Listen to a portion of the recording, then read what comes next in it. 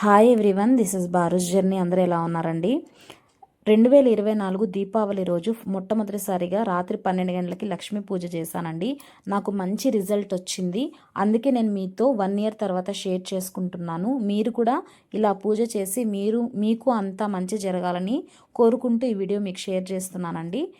రాత్రి 12 గంటలకి అమ్మవారికి పూజ చేసిన తరువాత ఎల్లో కలర్ బ్యాగ్ అండి, ఇక్కడ వీడియోలో కనిపిస్తుంది కదా, ఇలాంటి బ్యాగ్ తీసుకొని అందులో నల్లని ఆవాలు తీసుకోవాలండి.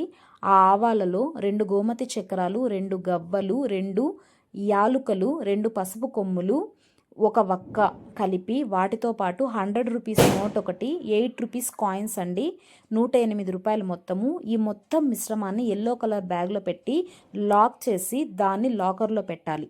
దీనితో పాటు వీడియోలో కనిపిస్తున్న విధంగా రెడ్ కలర్ బ్లౌజ్ పీస్ని తీసుకొని అమ్మవారికి రాత్రి 12 గంటలకి మనం లక్ష్మీ అమ్మవారికి పూజ చేస్తాము. 108 నామాలు చదువుతామండి.